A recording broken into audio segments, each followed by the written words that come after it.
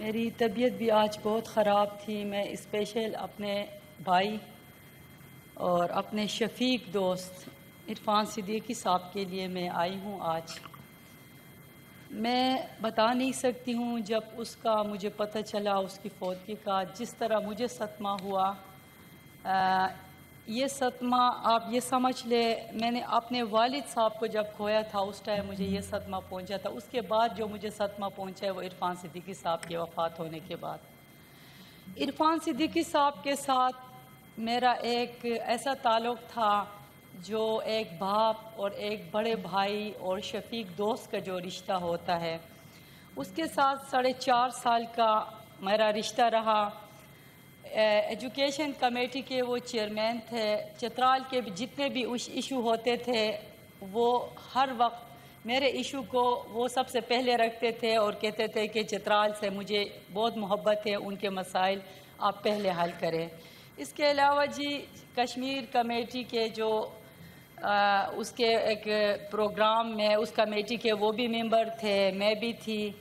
تو ہم لوگ سفر میں انسان کا پتہ چلتا ہے. جب ہم لوگ گئے تھے مظفر آباد ادھر بھی اس نے ہمارا بہت خیال رکھا, میرا اور میرے بچوں کا. ایک اور خوبی وہ ابھی تک میں نے آپ لوگوں کو نہیں بتایا ہوگا, لیکن اس کے جو انسان جب زندہ ہوتا ہے وہ پتہ نہیں چلتے, اس کے مرنے کے بعد پھر پتہ چل جاتا ہے. یہ 2023 کی بات ہے جب مجھے گرفتار کیا گیا. اڈیالہ جیل 1 مہینہ میں رہی ہوں. تو میرا یہاں پر جتنے بھی دوست بھائی ہیں کسی نے میرا نہیں پوچھا. جس دن مجھے گرفتار کیا گیا میرے شفیق بھائی, میرے دوست, میرے کولیگ عرفان صدیقی صاحب نے سب سے پہلے میرے بچوں کے ساتھ رابطہ کیا. اور جب تک میں جیل میں تھی روزانہ وہ خود میرے بچوں کے لیے ناشتہ اور میرے بچوں کے لیے کھانا لاتے تھے, اور میرے بچوں کو گھر آ کر یہ تسلی دیتے تھے اگر آپ کی ماں جیل میں ہے تو میں آپ لوگوں کی جو ہوں انکل ہوں, ادھر ہوں, جس چیز کی بھی آپ لوگوں کو ضرورت ہو آپ لوگ مجھے بتایا کریں. تو انسان بس میں بتا نہیں سکتی ہوں کہ اس کی وفات کے بعد میں دوبارہ میں یہی کہوں گی میں ایک شفیق دوست, ایک بھائی سے میں محروم ہو گئی ہوں. اور ہم سب کو جانا ہے, لیکن عرفان صدیقی کا جانا جو ہے اس ملک کے سیاست میں بہت بڑا لاس ہے. اور عرفان صدیقی صاحب کی ایک اور خوبی بھی تھی, جب وہ ہاؤس کو چلاتے تھے وہ سب سے زیادہ ٹائم بھی اپوزیشن کو وہ دیتے تھے.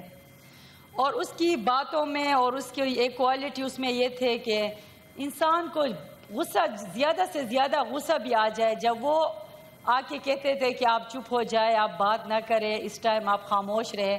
اس کی اخلاق, اس کی جو محبت کی وجہ سے ہم اسی ٹائم خاموش ہو جاتے تھے.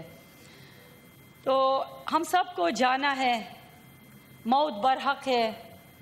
جو رات قبر میں ہے وہ دنیا میں نہیں ہوتا ہے, جو دنیا میں وہ قبر میں نہیں ہوتا ہے. لیکن عرفان صدیقی بھائی کو ہم ساری عمر مس کریں گے. اللہ اس کو جنت نصیب کرے اور اس کے گھر والوں کو اللہ صبر دے. ان رشتوں کے ساتھ ساتھ بڑے ہی جو ہے وہ فرینک دوست تھے. بڑی مشکل ہے کہ ان کے متعلق مرحوم کہنا, ان کے درجات کی بلندی کی بات کرنا. مجھے تو یہ یقین کرنا بڑا مشکل ہے کہ شاید ہم اب ان کا وہ چہرہ, وہ مسکراتا چہرہ, اور ہمیشہ جب ملتے تو یہی کہتے کہ کی چل رہا ہے, اور موجودہ حالات سے متعلق بڑے مفید مشورے دیتے. کوئی ہماری کوتاہی ہوتی اس کی نشاندہی کرتے اور رہنمائی کرتے. میری ان سے جان پہچان تو کوئی 30-35 سال قبل 90 کی دہائی میں اس وقت ہوئی جب ان کا کالم نوائے وقت میں روزانہ چھپتا تھا، اور کیا ان کا اسلوب تھا اور کس طرح سے وہ یعنی الفاظ اور تحریر جو ہے وہ اتنی جاندار، اتنی مضبوط. بہت سی تحریریں اور بہت سے کالم ہم نے اور بھی پڑھے اور آپ نے بھی دیکھے پڑھے ہوں گے، لیکن جو جاذبیت اور جو ان کی تحریروں میں جو ہے وہ ایک حوصلہ، ایک ہمت، ایک کرج، ایک نالج ہوتا تھا اور اب تک تھا، اس نے ہمیں اپنی پولیٹیکل لائف میں، اپنی گفتگو میں، اپنی تحریروں اور تقریروں میں بے پناہ مدد دی. اس کے بعد پھر ان کا تعارف اس طرح سے ہوا کہ وہ ہمارے قائد میاں نواز شریف کے قریبی ساتھیوں میں شامل تھے، اور میں نے ان میں یہ دیکھا کہ انہیں میں نے پچھلے 15-20 سال جب سے ان کے ساتھ اکثر ملاقات رہی ہے، وہ اتنے بڑے انسان تھے کہ میں نے جناب چیئرمین ان کو کبھی غصے میں نہیں دیکھا، اور کبھی میں نے ان کو مایوس اور نا امید نہیں دیکھا. ہمیشہ جب بھی ہوتے، جیسے بھی حالات ہوتے، بڑے حوصلے میں ہوتے، بڑی مدلل اور بڑی پرفہم گفتگو کرتے، اور کبھی میں نے ان کو نہ کبھی کسی کے خلاف بات کرتے سنا، نہ کبھی میں نے ان کو غصے کی حالت میں دیکھا. بہت عظیم انسان تھے، اور یقیناً پاکستان مسلم لیگ نون اور ہم سب ایک عظیم انسان، ایک عظیم ساتھی اور ایک رہنما سے جو ہے محروم ہوئے ہیں.